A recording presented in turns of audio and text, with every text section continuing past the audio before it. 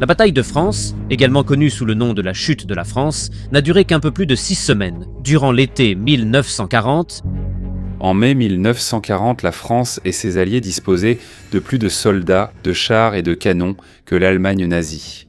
L'armée française était vraiment puissante. Elle recevait également de l'aide de la Grande-Bretagne, de la Belgique et des Pays-Bas.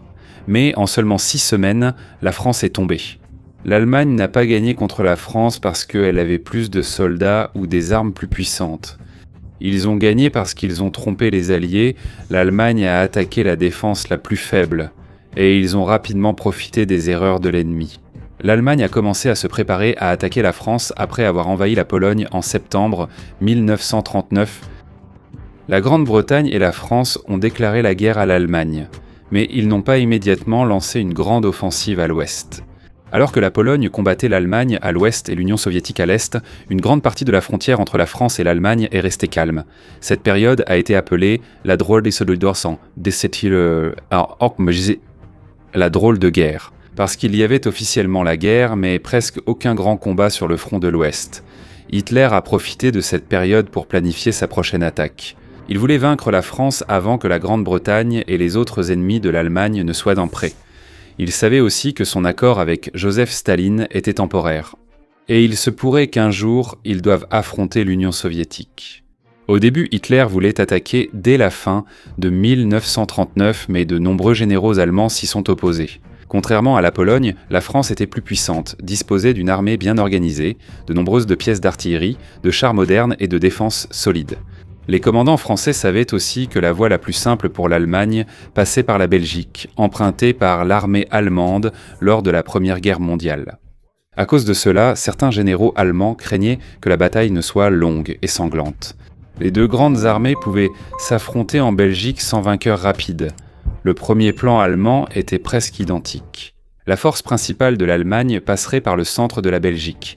Là, ils affronteraient et repousseraient les forces alliées avant d'entrer dans le nord de la France. Mais Adolf Hitler n'aimait pas ce plan. Pour lui, c'était trop prévisible. Si l'Allemagne plaçait sa force principale là-bas, elle ne ferait que rencontrer les unités alliées les plus puissantes. L'attaque a été modifiée et reportée plusieurs fois à cause du mauvais temps, de problèmes de préparation et de désaccords au sein du commandement militaire allemand. Au fil du temps, une idée plus dangereuse a émergé. Au lieu de concentrer la force principale en Belgique, ils utiliseraient simplement l'attaque là-bas comme un appât. Lorsque l'Allemagne attaquerait la Belgique et les Pays-Bas, ils s'attendraient à ce que les meilleures unités françaises et britanniques y aillent. Pendant que les Alliés seraient occupés au nord, la principale force blindée allemande passerait par les Ardennes. Les Ardennes sont une vaste région remplie de forêts, de collines, de rivières et de routes étroites. Elle se trouve en partie en Belgique, au Luxembourg et en France. Les commandants alliés jugeaient difficile la traversée de cette région par de nombreux chars et véhicules militaires, sans jamais la déclarer impossible. Mais ils pensaient que toute attaque de grande envergure serait lente et qu'ils auraient suffisamment de temps pour l'arrêter. À cause de cela, des unités françaises plus faibles ont été placées dans cette zone. C'est là que le général Erich von Manstein a vu une grande opportunité. Son idée était de faire entrer les chars allemands les plus puissants. Les divisions dans les Ardennes ont traversé la rivière Meuse près de Sedan, puis ont rapidement avancé vers l'ouest jusqu'à la Manche. Si le plan réussissait, une grande partie de l'armée alliée serait piégée en Belgique. Et à ce moment-là, les chars allemands apparaîtraient derrière eux et couperaient la route du retour vers la France. Le plan était extrêmement risqué. Des milliers de véhicules devaient le passer par les rares routes des Ardennes. Si les avions alliés les découvraient et les bombardaient, toute la colonne allemande risquait d'être piégée dans la forêt. S'ils étaient arrêtés sur la Meuse, l'effet de surprise serait perdu. Si la France attaquait rapidement depuis le sud, les chars allemands fonçant vers la mer pourraient être coupés à l'arrière et encerclés. Mais malgré tout, la récompense potentielle est grande. S'ils traversent rapidement à Sedan, il n'y a presque plus de grandes réserves alliées pour les arrêter immédiatement. Et voilà. En janvier 1940, un autre incident s'est produit qui a encore modifié le plan. Un avion allemand transportant une partie de l'ancien plan d'invasion s'est écrasé en Belgique. À cause de cela, les Belges ont récupéré les documents qu'ils transportaient. Comme les Alliés connaissaient peut-être déjà l'ancien plan, il était d'autant plus crucial pour l'Allemagne d'exploiter la nouvelle direction de l'attaque. En février 1940, le plan final a été choisi. Le groupe d'armée B attaquerait les Pays-Bas et la Belgique. La bataille serait réelle là-bas, mais son objectif le plus important était en fait d'attirer les armées britanniques et françaises vers le nord. Pendant ce temps, le groupe d'armée A transporterait la majorité des divisions blindées allemandes dans les Ardennes. Après avoir traversé la Meuse à Sedan et dans d'autres zones voisines, ils iraient directement vers l'ouest jusqu'à la côte. Leur objectif principal n'était pas d'anéantir immédiatement chaque unité alliée. Leur but était de les isoler, de perturber leur commandement et de les empêcher de former une nouvelle défense cohérente. C'était le cœur de la stratégie allemande, dite coup de faucille. La France et la Grande-Bretagne s'attendaient à autre chose. Ils faisaient d'eau fortement confiance à la ligne Maginot, une longue défense de bunkers, canons et tunnels à la frontière franco-allemande. Mais elle ne couvrait pas toute la route jusqu'à la Manche. La France savait donc que l'Allemagne pouvait l'éviter et passer par la Belgique. Ainsi, les Alliés envisageaient d'entrer en Belgique dès le début de l'attaque allemande. Dès que la Belgique serait attaquée, les unités françaises les plus puissantes et le corps expéditionnaire britannique entreraient rapidement pour affronter les Allemands à l'intérieur de la Belgique. Ils prévoyaient de former une ligne défensive près de la rivière d'Aille et dans d'autres endroits stratégiques. Il y avait une raison claire à cela. S'ils attendaient que l'Allemagne atteigne la frontière française, de nombreuses parties du nord de la France deviendraient immédiatement des champs de bataille. C'est pourquoi ils préféraient arrêter l'ennemi tant qu'il était encore en Belgique. Mais il y avait un gros problème.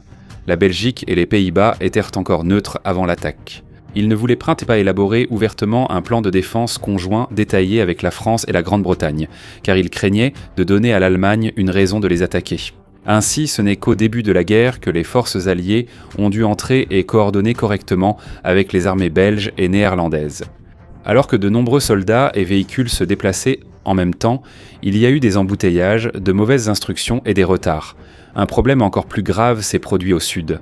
Alors que les Alliés déployaient leurs forces principales en Belgique et aux Pays-Bas, de moins en moins de troupes surveillaient les Ardennes et Cévennes. Il y avait des rapports de renseignement indiquant qu'une grande force allemande pourrait passer par là, mais les commandants alliés n'y ont pas cru tout de suite.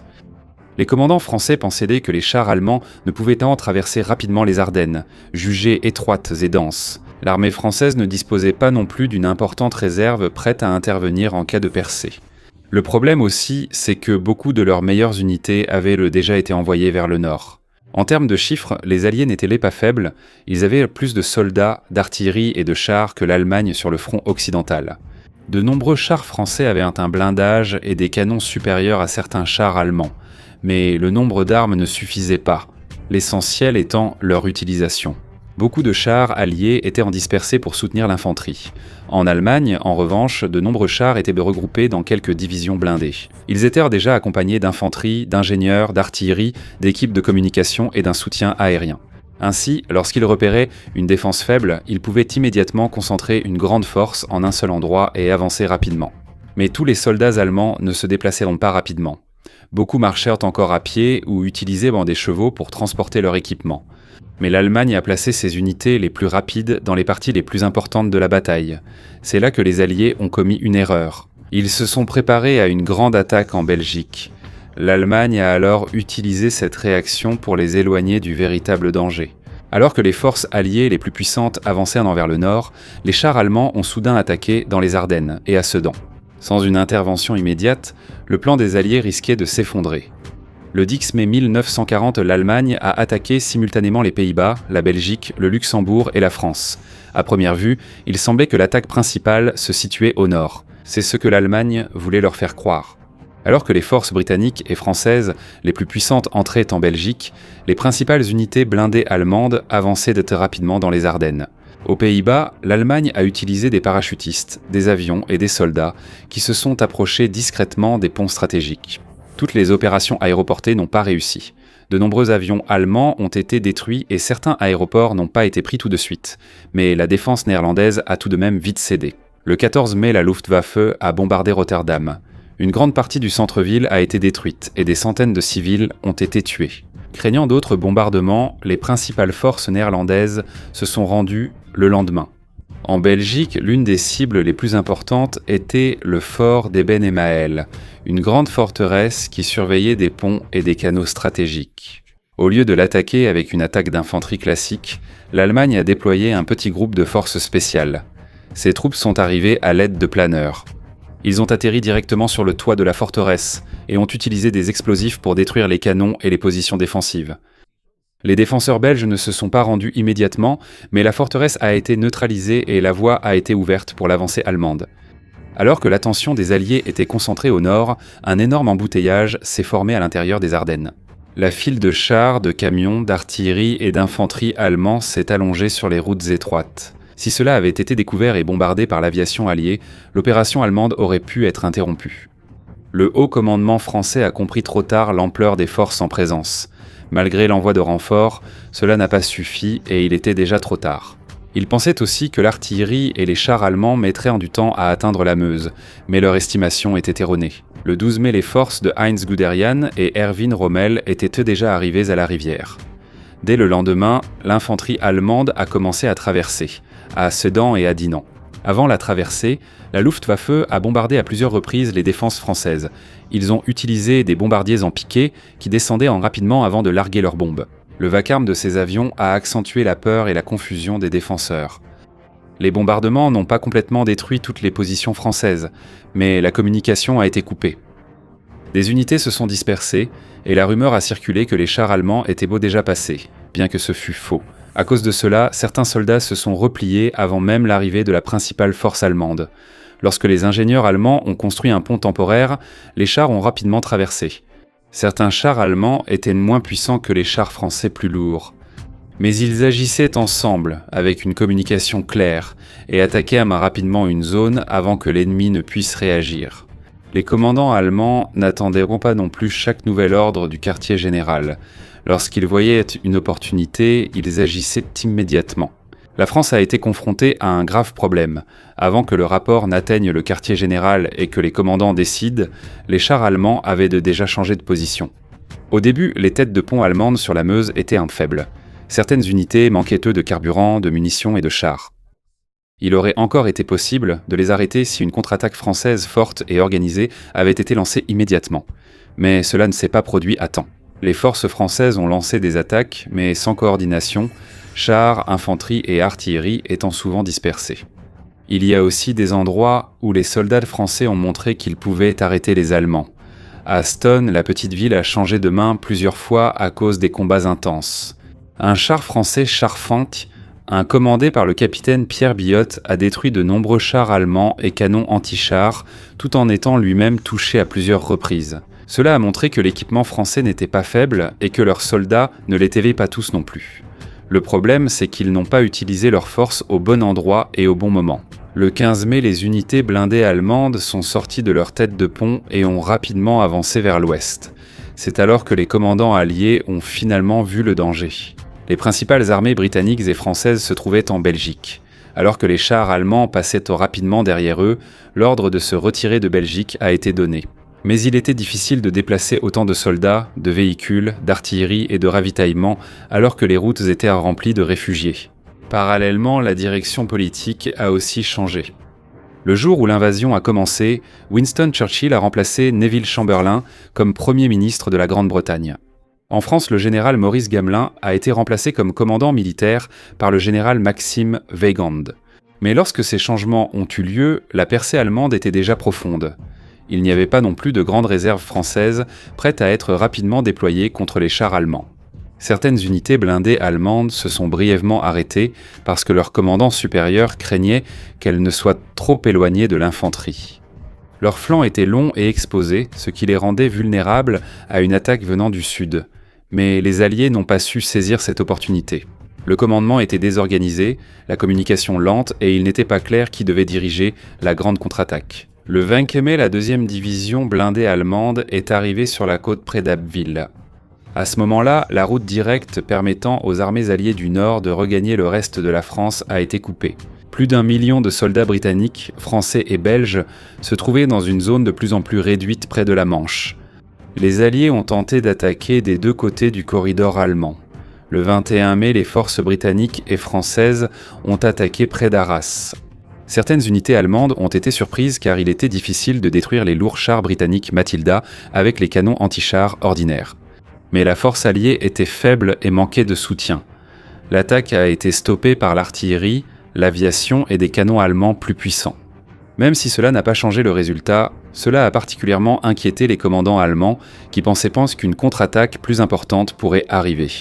Comme la route vers le sud était presque coupée, le corps expéditionnaire britannique et certaines unités alliées ont commencé à battre en retraite vers Dunkerque. Dunkerque est une ville portuaire près de la frontière belge. De là, ils pouvaient être évacués à travers la Manche vers la Grande-Bretagne. Le 24 mai, certains chars allemands ont été temporairement arrêtés avant d'atteindre Dunkerque. Cette décision fait encore l'objet de débats aujourd'hui. Hitler n'était pas le seul à vouloir s'arrêter. Les commandants allemands s'inquiétaient aussi de la fatigue et des dégâts subis par leurs chars sur un terrain boueux, de la possibilité d'une contre-attaque et de la nécessité pour l'infanterie de rattraper leur retard. Ils pensaient aussi que la Luftwaffe et les troupes allemandes qui suivaient pourraient achever les forces alliées coincées près de la côte. Ils se sont trompés. La Grande-Bretagne a profité de cette pause pour renforcer la défense autour de Dunkerque et commencer à préparer la grande évacuation. La capture par les soldats britanniques de documents contenant des informations sur les prochains mouvements allemands a également été utile. Grâce à cela, ils ont pu envoyer des renforts dans les zones que les Allemands risquaient d'isoler. L'armée alliée n'était pas encore en sécurité. Ils étaient encerclés, continuellement bombardés et la zone qu'ils contrôlaient rétrécissait rapidement. Mais ils ont gagné quelques jours extrêmement précieux. Et dans la guerre, quelques jours suffisent pour sauver une armée dont la Grande-Bretagne aura encore besoin dans les batailles à venir. Le 26 mai 1940, la Grande-Bretagne a lancé l'opération Dynamo. Son objectif était d'évacuer les soldats britanniques et français piégés à Dunkerque. L'eau étant peu profonde près de la plage, les grands navires de guerre ne pouvaient pas s'approcher. C'est pourquoi la Grande-Bretagne a utilisé destroyers, navires de transport, bateaux de pêche, ferries et d'autres petits navires. Alors que les soldats attendaient sur la plage, ils furent plusieurs fois bombardés par les avions allemands. Certains navires furent touchés lors de l'embarquement. Certains soldats se sont noyés tandis que d'autres sont retournés sur la plage et ont de nouveau attendu une occasion de partir. Autour de Dunkerque, les unités britanniques et françaises continuèrent de se battre pour arrêter l'avancée allemande. Ce qu'ils ont fait était crucial. S'ils n'avaient pas ralenti l'ennemi, les Allemands auraient pu atteindre le port avant la fin de l'évacuation. Le 28 mai, l'armée belge s'est rendue. Le roi Léopold III est resté en Belgique et est devenu prisonnier des Allemands. La France et la Grande-Bretagne ont été furieuses parce qu'il ne leur a pas parlé avant de se rendre.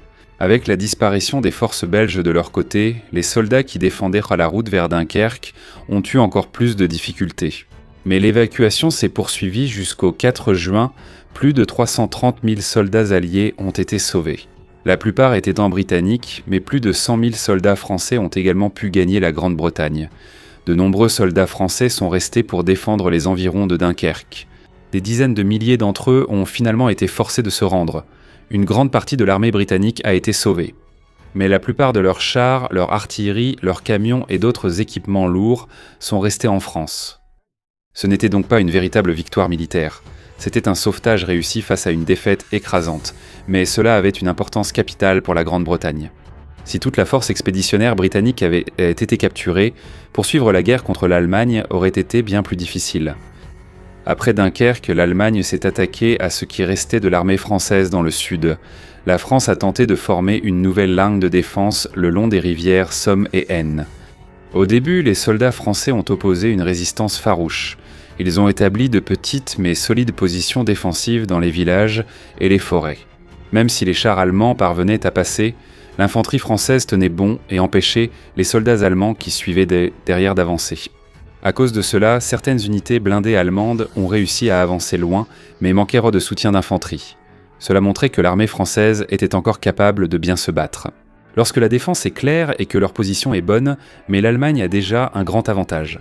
Beaucoup des meilleures unités alliées ont été évacuées sans armes lourdes ou ont été prises au nord. La France manque également de réserves à envoyer sur les nouvelles brèches du front. Le 5 juin, l'Allemagne a lancé l'opération Rouge, l'offensive finale contre la France. Les forces allemandes ont traversé les rivières Somme et Aisne. Lorsqu'ils voyèrent une brèche, leurs chars passaient rapidement et contournaient les positions françaises. Même si la défense était courageuse à de nombreux endroits, les commandants français avaient du mal à suivre la rapidité de l'attaque. Lorsqu'ils parvenaient à établir une nouvelle ligne, une unité allemande avait déjà percé ailleurs. Il y a également eu des crimes contre les prisonniers. Par endroits, les troupes allemandes ont tué des soldats coloniaux français venus d'Afrique après leur reddition. Cela faisait partie de l'idéologie raciste du régime nazi, qui considérait les soldats noirs comme inférieurs.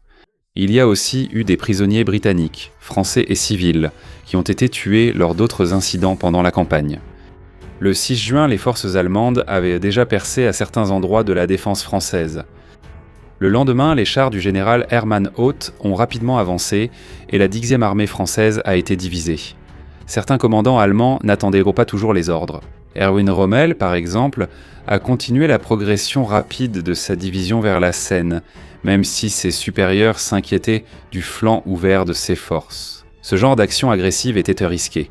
Mais comme le commandement français était déjà désorganisé et que leur retraite se poursuivait, cela a encore accéléré l'effondrement de la défense. Le 9 juin, une nouvelle grande attaque allemande a commencé à l'est. De nombreuses unités françaises combattaient encore farouchement et leur artillerie était efficace dans certaines zones. Mais ils n'avaient plus assez de soldats ni de réserves rapides pour combler toutes les brèches. Dunkerque a permis de sauver une grande partie des Britanniques, mais pour les Français, la catastrophe n'était pas terminée. La situation restait critique. Avec la perte de sa force alliée la plus puissante au nord, de nombreuses unités françaises combattaient encore, mais la route vers Paris s'ouvrait rapidement. En juin 1940, l'armée française restante était complètement submergée. Certaines unités poursuivaient courageusement vers Paris. En juin 1940, l'armée française restante était complètement désorganisée. Certaines unités continuèrent à se battre courageusement, mais beaucoup étaient séparés de leurs Kennedypara et de leurs commandants. Les soldats se mêlaient aux véhicules, aux réfugiés et aux différentes unités militaires sur les routes. Certains ne savaient plus où se trouvait l'ennemi, ni où ils devaient en aller. L'Allemagne en a rapidement profité. Les chars de Heinz Guderian continuèrent d'avancer derrière les forces françaises. D'autres unités allemandes traversaient les rivières Seine et Marne. À cause de cela, la France n'a plus pu établir une nouvelle ligne défensive solide. La Grande-Bretagne a également évacué ses dernières forces du pays, car il était clair qu'il n'était plus possible d'arrêter l'avancée allemande. Le 14 juin, l'armée allemande est entrée dans Paris. Il n'y a presque pas eu de grande bataille à l'intérieur de la ville, car elle a été déclarée ville ouverte afin d'éviter une destruction plus étendue. En même temps, d'autres parties de la France continuèrent de tomber. Les Allemands ont pris des villes importantes et ont atteint la Loire et la frontière suisse. Le problème n'était plus seulement militaire.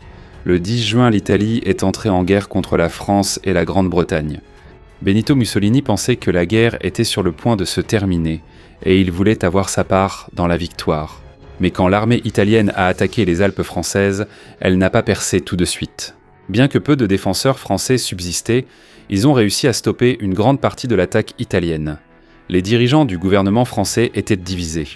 Le Premier ministre Paul Reynaud voulait poursuivre la lutte, quitte à déplacer le gouvernement en Afrique du Nord.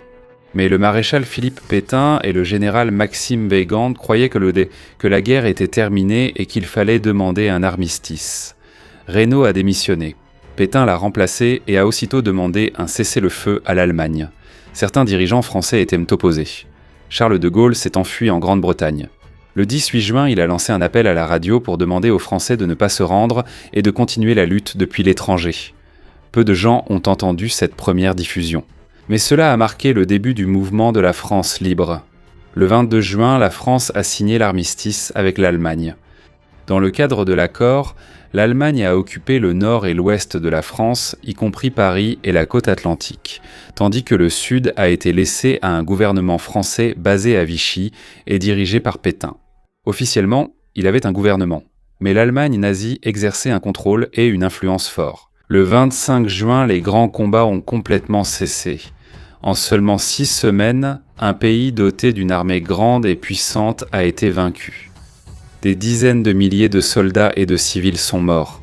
Des millions de personnes ont fui leur foyer et plus de 2 millions de soldats alliés sont devenus prisonniers de guerre.